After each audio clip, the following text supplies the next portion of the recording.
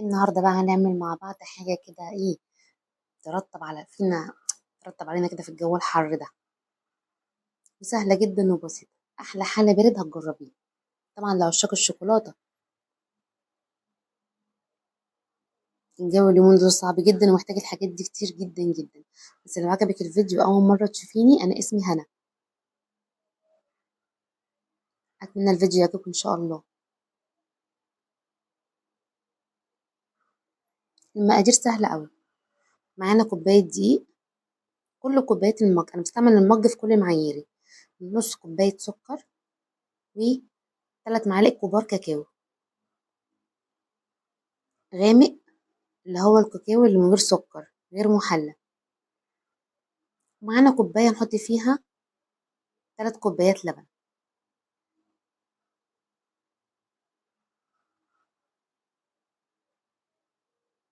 الكاكاو 3 معالق كبار هرم كده يا جماعة، تمام. هنقلبه الأول على البارد خالص. ده كده بودنج شوكولاتة تحفة.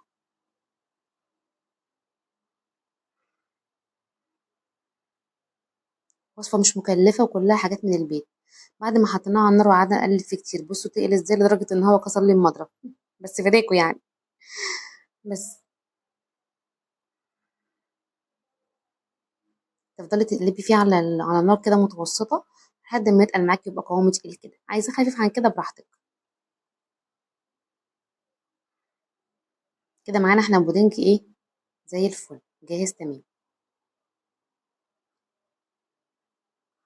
معاكي بقى قطعتين شوكولاتة أي نوع عايز، دي خطوة اختياري، هي دي بتعزز شوية النكهة. أي قطعتين شوكولاتة أي نوع، وقطعة زبدة أو معلقة كبيرة زبدة، تمام. بيعززوا الطعم أوي. ما عندكيش ده ولا ده مش مشكلة، بس هو الأحسن يعني.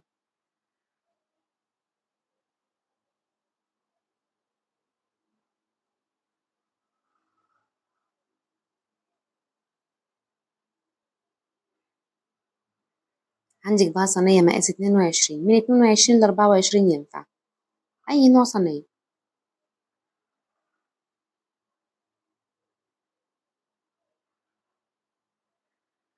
بصوا قوامه تقيل ازاي، تحفة. هو لوحده كده ممكن يتحط في كوبايات وتقدم ساقع.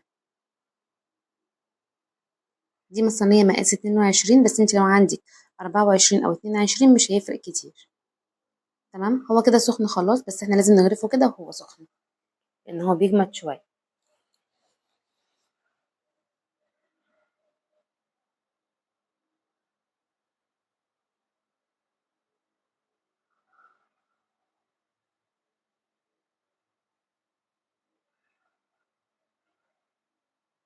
نحاول نسويه من على الوش كده.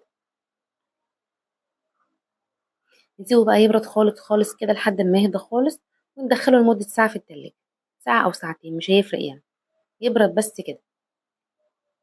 دلوقتي انا طلعته من التلاجة، بصوا احط ايدي عليه مش هيطلع في ايدي، يعني خلاص جمد. طعمه حكايه لوحده يا جماعه.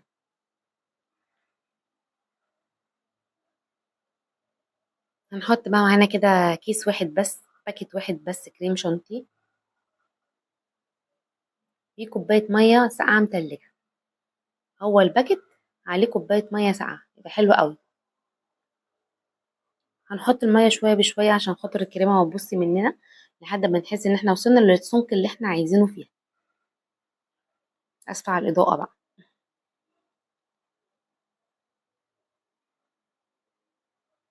نزلت بنصها وهنزل بنصها تاني كمان شوية.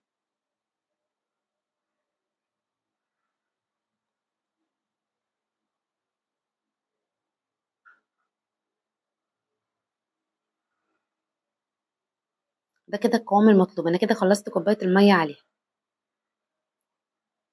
هنحطها على البودنج، وبرضه هنسويها من فوق ونحطها في التلاجة شوية. بص انا بوريك ان هو خلاص تماسك جدا.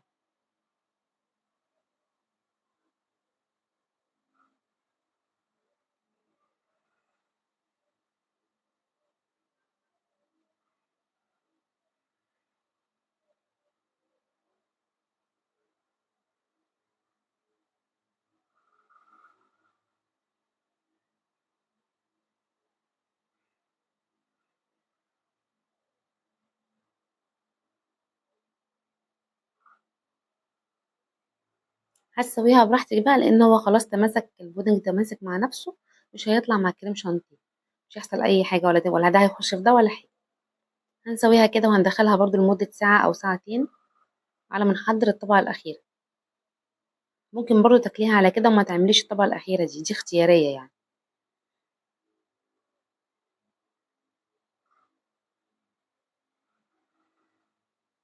نسويها كده على قد ما نقدر يعني.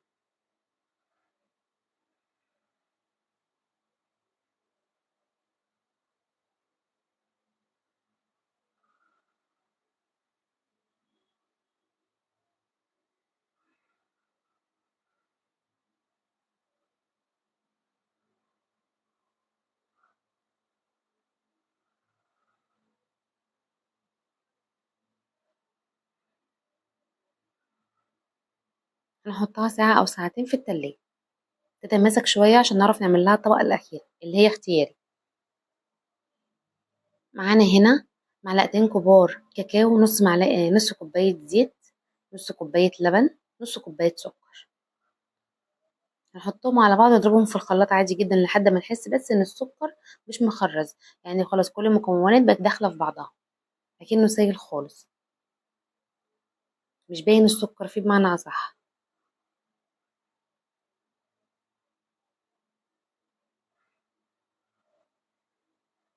معلقتين اتنين بس كاكاو كبار.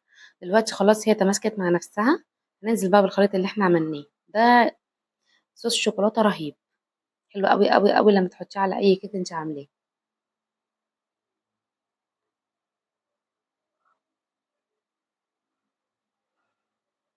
ونسيبه بقى بالراحه عشان ما تخشيش على الكريمه وما تلخبطش الدنيا.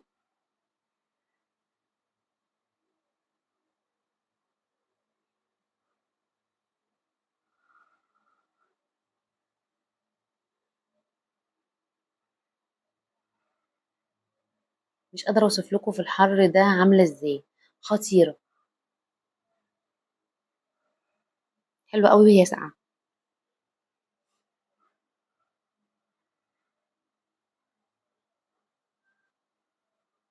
وبس كده، وما تنسيش بقى لو عجبك الفيديو تشتركي في القناه ولايك وشير، ومعاكم هنا.